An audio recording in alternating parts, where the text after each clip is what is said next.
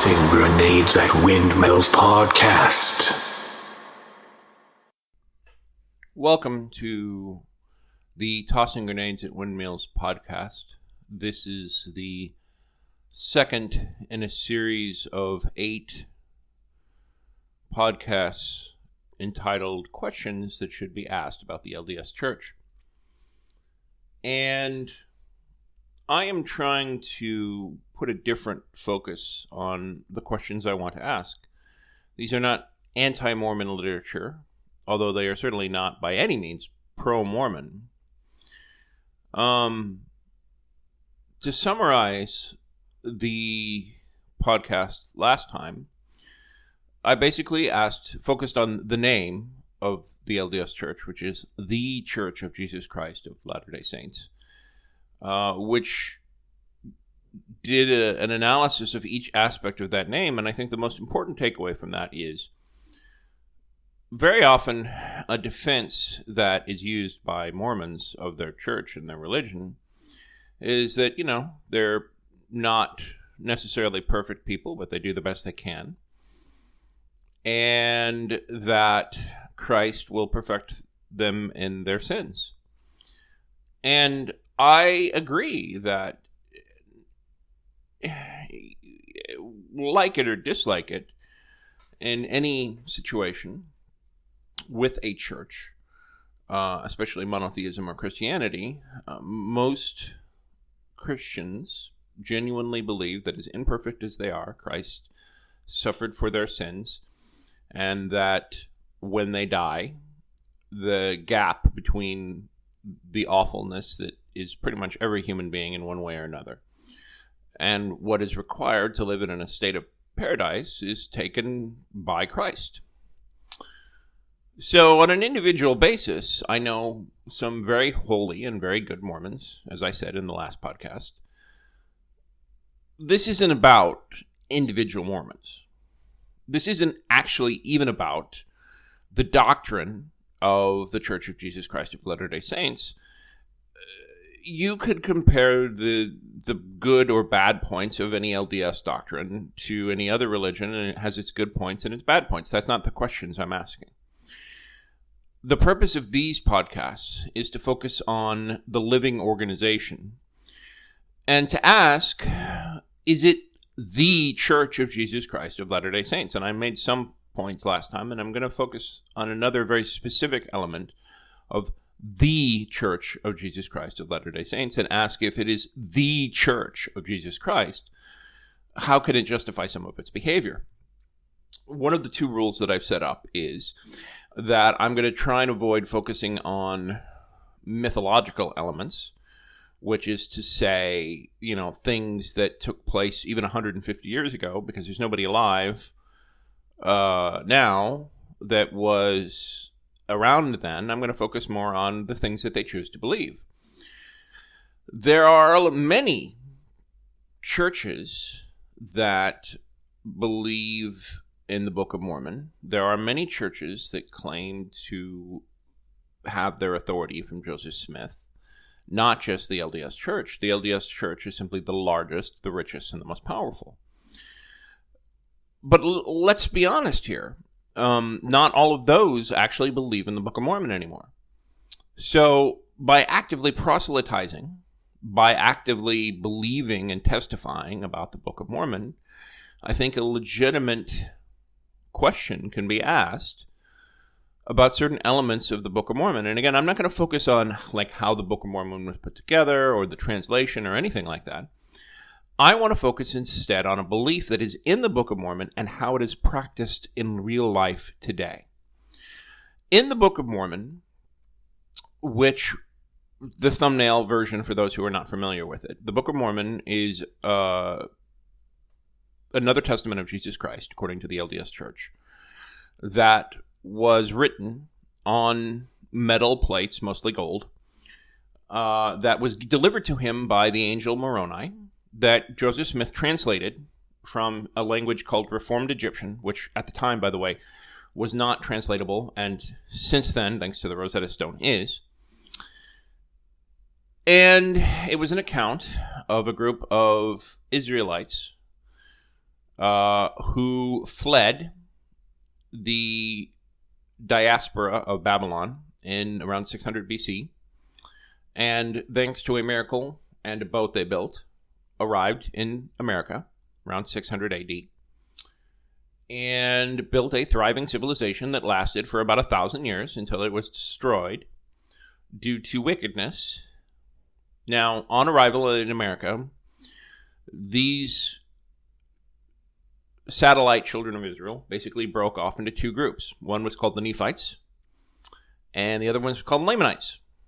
And just like the apocryphal belief, according to most Christians, because not all Christians even agree with this idea, the apocryphal idea that anyone who is of African descent is a child of Cain, who was the first murderer in the Old Testament, in case you're not aware. According to Mormon belief, and to be clear, I'm not agreeing with this, I'm simply saying that this is what they believe, God cursed the descendants of Laman with a mark on their skin. First and foremost, I want to point out that, again, regardless of what you believe, this is and in terms of a recent development, the Book of Mormon previously said white and delightsome to describe the Nephites in comparison to the Lamanites. Around about 1980, they changed the language on that to pure and delightsome. The reason they did this is because of the LDS beliefs about the children of Cain and the priesthood. I'm mixed on whether or not I'm going to talk about that in this, but I want to focus more on the unique LDS position about Native Americans. Because while all Christian churches have an obligation to treat people as humanely and decently as possible if they truly are following the teachings of Christ, and while almost all of them fail miserably at that, the LDS Church also fails miserably in their unique treatment of Native Americans. So specifically, it says in the Book of Mormon that they claim to believe in that they are to treat Lamanites and or / Native Americans as children of Israel, as fellow people who deserve treatment that is special and righteous and good. There's so many verses that I'm not even going to go over them individually, but the bottom line is that the Book of Mormon repeatedly says that Lamanites / Native Americans, and from now on I'm going to use Native Americans because the Lamanites to me is actually kind of an insult to them and in general, but the Native Americans, according to LDS scripture, are to be treated with respect.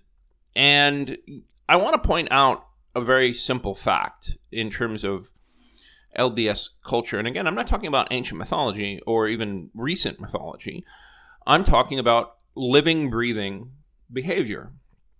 In the United States Senate, right now, out of 100 United States senators, 6 senators, thanks to the quirk of geography and the way the U.S. federal system exists, 6 out of 100 senators are Mormon. The Mormon population is about 2% of the Mormon population, but they have 6% or triple their number in terms of representative in the United States Senate.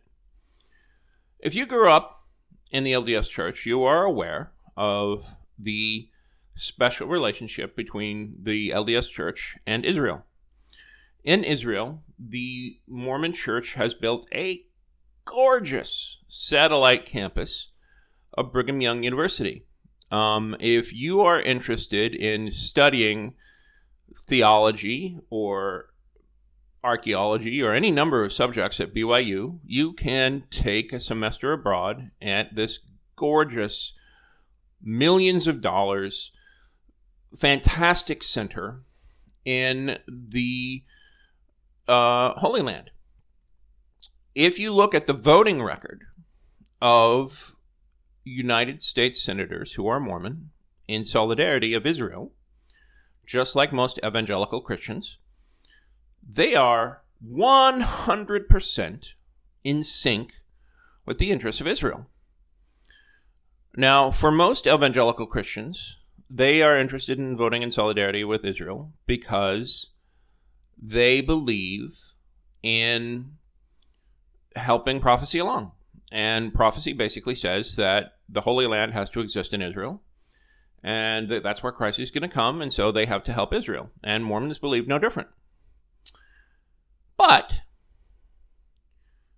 unlike Protestant churches, Mormons believe that basically there is no difference between those of the descendant of Judaism, or the tribe of Judah, and the tribe of Laman, or the children of Manasseh. Manasseh, in case you were wondering, is one of the children of Jacob. So originally, back in the Old Testament,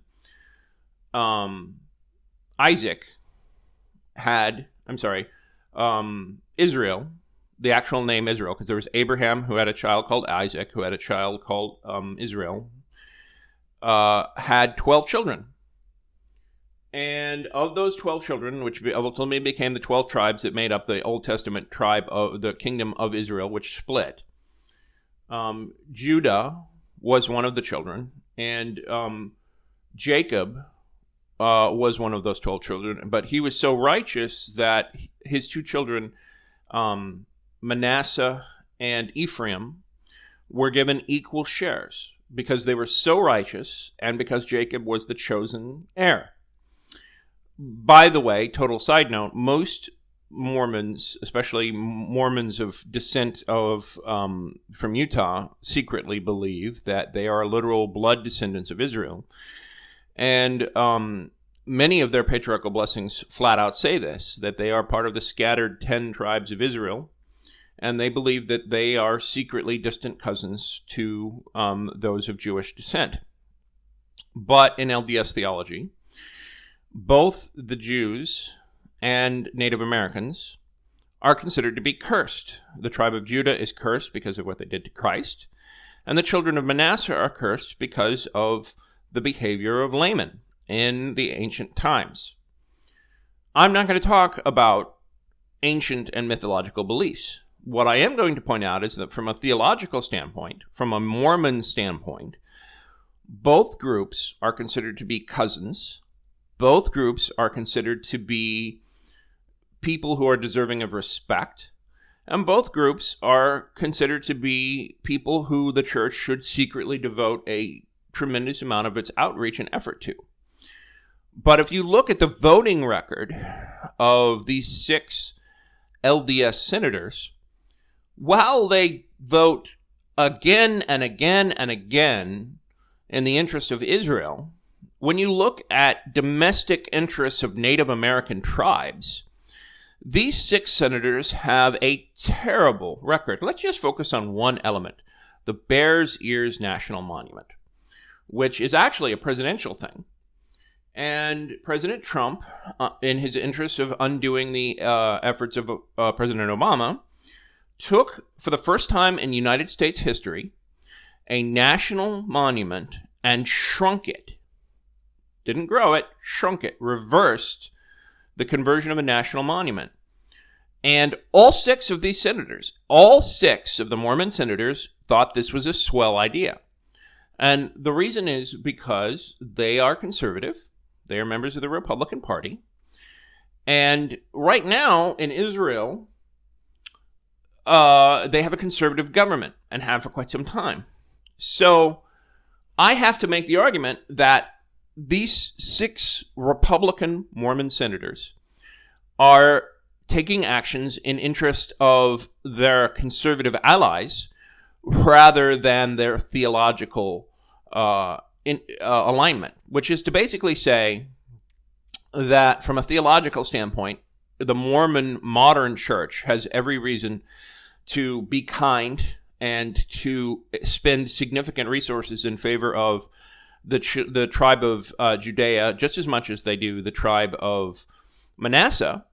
But when you look at actual behavior, what the LDS Church does for Manasseh is to have special scholarships to Brigham Young, And that's about it, right? For a long time, they would adopt these Native Americans and demand that they adhere to white culture and place them with white families, and believed that this was actually genuinely helping them. And a lot of Native American cultures had a problem with this.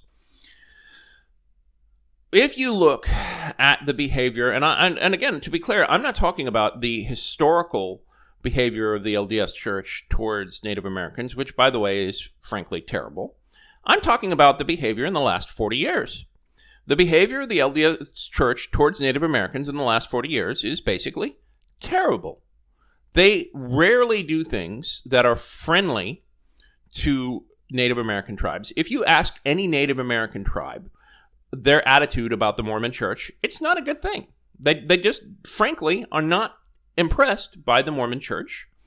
The Mormon Church does not spend money on them. It doesn't do things that they want to do. Whereas if you were to ask the Israeli government their attitude towards the Mormon Church, and with the exception of the baptism for the dead, which we're going to get into another thing entirely, by and large, they find the behavior of the Mormon Church towards them fantastic. Now, to be clear, no church is perfect. And if we were just to simply say that the LDS Church was a Church of Jesus Christ of Latter-day Saints, hypocrisy in terms of race or treatment of individuals of Jewish descent or Lamanite descent or Native American descent, then we could expect these kinds of things. But a church that is supposedly the Church of Jesus Christ of Latter-day Saints on earth, I think that it is totally justifiable to say that there is nothing, not one thing that I can find in the history of the LDS Church that indicates that they have acted as Christ would towards people of Native American descent. And in point of fact, they haven't acted towards Native Americans as I would expect them to act towards anyone as a Christ-centered church would, much less somebody that deserved extra special attention as the scripture that they currently believe and testify that they believe in. So they are basically ignoring their own scripture. And again, I'm not talking about ancient mythology. I'm not even talking about recent mythology. I'm talking about current, everyday, observable behavior. In the New Testament, Christ clearly says, if you want to know which church is my church, you will simply say, by their fruits shall you know them. And the fruits of the LDS Church towards the children of Manasseh and or / Native Americans is terrible. Terrible. And they are basically totally hypocrites in this issue. Now I'm going to break my rule, and I'm going to dig into ancient mythology in one simple area, because it also has to do with modern behavior. When I grew up, when I was 8 years old, I received a copy of the Book of Mormon that they don't typically share as much anymore. The words of the book were identical to the ones they have now. This was after the wording changes of white and delightsome to pure and delightsome. That was the copy I got when I was baptized. But this book had a lot of interesting symbols on it. There was a rubbing taken from some Mayan ruins, and had lots of pictures of ancient American artifacts on it. What people do not realize is that for a very long time, the LDS Church was one of the leading purveyors of archaeological digs in the Americas, because they had faith in their religion, and they believed that their religion was going to be true. And so they were convinced that if they paid for it enough and looked hard enough, they would find archaeological evidence showing that their church was true. If you look in the Book of Mormon now, there's no such thing. They don't have pages of pictures of ancient American artifacts. In fact, modern LDS scholars now wonder, if those of Lamanite descent are actually all Native Americans, especially since now we have this thing called gene archaeology where you can take somebody's blood and trace back what their genealogy is. And guess what? Out of hundreds and thousands of samples, no Native Americans, and I want to emphasize this, absolutely zero Native American tribes are showing Hebrew descent. Strange, huh? I also want to emphasize that in LDS theology, they believe that Polynesians are actually descended from Native Americans, because at one point in time, in the Book of Mormon, there were ships that were built and they went west, and supposedly these descended from the Pacific Islands. And if you look at the genetic markers of the descendants of the Pacific Islands, lo and behold, they also do not have a genetic record that shows anything of Hebrew descent. So, in an interest to walk things back, LDS scholars now say that it's probably just a specific subset. Well, there's two problems with this. The first one is that that subset has not been found at all, anywhere, and genetic testing is occurring all the way from North Alaska to Chile. So it's not like there's some hidden pocket of Native Americans who are resisting receiving genetic testing. And the second is that the LDS Church believes in modern revelation. So if the actual descendants of Laman/Manasseh were just a subset, say Bolivia or Central America or Colombia, or, you take your pick. The LDS prophet has never actually deigned to say this is where the Book of Mormon took place. Now, I want to clarify that you could make the argument, well, God doesn't work like that. But if you read the Doctrine and Covenants, which is another equally important, co-equal book of Scripture according to the Book of Mormon, God gets really specific all the time. Like the Garden of Eden is in Jackson County, Missouri. There's a line in the very funny musical, The Book of Mormon, where he says that I believe that, he's talking about one of the two Mormon missionaries is bearing his testimony and believes that the Garden of Eden is in Jackson County, Missouri. And Mormons do, and I'm talking about modern Mormons, do actually believe that the Garden of Eden was in Jackson County, Missouri. And at some point, there's going to be a temple there. And there's a whole lot of things that I don't need to go into because, again, I'm not focusing on all of the elements of mythology of the LDS Church. I'm just focusing on what they do now. And if you believe that God is specific enough to say that the Garden of Eden was in Jackson County, Missouri, the modern LDS prophet, in the face of scientific evidence, could reveal exactly, if he so chose, where these descendants of Manasseh actually were. But he hasn't, and he won't. So, if there's a defense from members of the LDS Church that they aren't being deferential to Native Americans, they could argue that, well, they're not really Native Americans. But there's another bit of LDS theology that I want to talk about called the Patriarchal Blessing. Patriarchal Blessing is a series of personalized scripture that basically is a combination of a horoscope / personal blessing, some of which, the kinds of which you'll find in the New Testament in the book of Genesis and Exodus, where a member of the priesthood puts their hands on a Mormon's head and gives them a number of blessings, specific counsel. It's kind of generic, but also kind of specific at the same time, again, like a horoscope. But one of the things that's in every single patriarchal blessing is which tribe you're in, which tribe of the 12 tribes of Israel that you belong into. And 9 times out of 10, if you are white and you're of European descent, you are going to be placed into the tribe of Ephraim. Sometimes it's by blood descent. They try and discourage patriarchs from doing that anymore, but definitely by adoption. Whereas, if you are a Native American, you are 9 times out of 10 always placed in the tribe of Manasseh.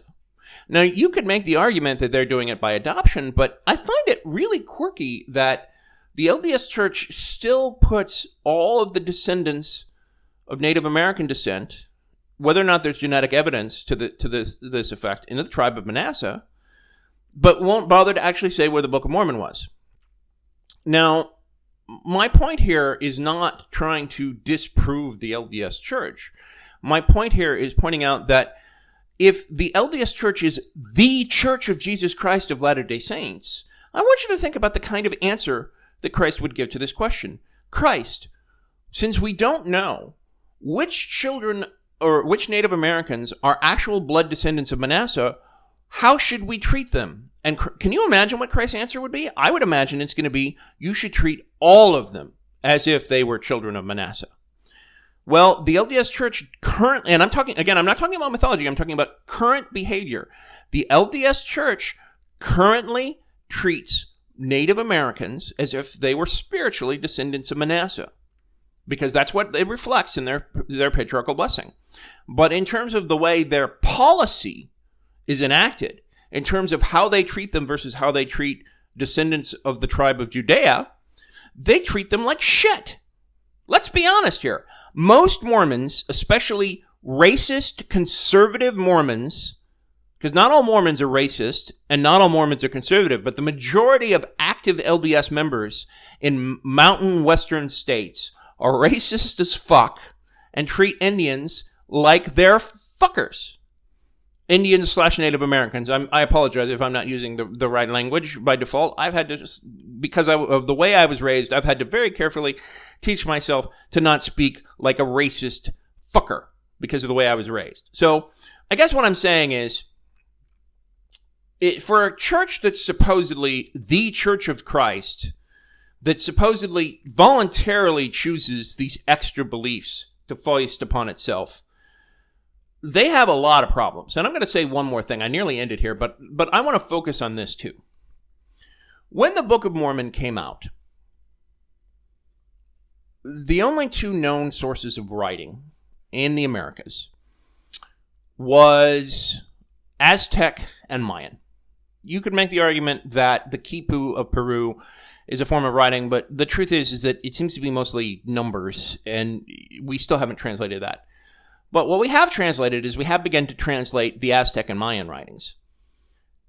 In the Book of Mormon, it talks about at the birth of Christ, when Christ was born, in the Americas, this didn't take place in the Bible, but in the Americas, there was 3 days of light, which is to say that when the sun went down, it was still as bright as day for 3 days and 3 nights. And when Christ died, a darkness covered the land that was so dark that if it were a volcanic eruption. In the Old World, there are observations of all kinds of celestial phenomena. Novas, supernovas, a number of different astrological or astronomical significant signs that could theoretically have been the star of Christ. But the truth is that given the way astrology and astronomy worked at the time, any star would have worked. It didn't necessarily even have to be a new star. But in the Book of Mormon, this is a much more significant event. We're talking about parting the Red Sea level miracles. And yet, if you search the legends and stories of literally every tribe in the Americas, from Alaska to Argentina, there are no native myths about this phenomena whatsoever. Now, you can tell me that the existence of this errant Nephite tribe and their cities and their wars and on and so forth could be lost to the mists of time. But 3 days of light and 3 days of darkness, and you expect me to believe that this is just going to go away? Well, at that point, you have to start using the excuse that Satan made it go away. And if Satan is that powerful, then Satan would make a lot of other more inconvenient things go away to help or hurt the LDS Church. it starts to get into the realm of the ridiculous. So, while I'm trying not to focus on the mythology of the situation, the reason it's still relevant is if the LDS Church is going to go around doing archaeological digs, then they need to answer this question. And I have a number of friends who have told me by secondhand knowledge that not only has the LDS Church gone around and paid for some of these archaeological digs, but they have a reputation, whether it's earned or not, as getting rid of evidence that doesn't necessarily agree with what they're doing. We definitely know for a fact that the Catholic Church did this. Around the time of Columbus, the Catholic Church burned tons and tons of Native American books and records. And if the LDS Church is engaged in this kind of behavior, it certainly has a lot to answer for. I know I have yet to see a credible account of them actually doing this, but given the way that they treat Native Americans in general, with their senators and famous politicians, I would believe it.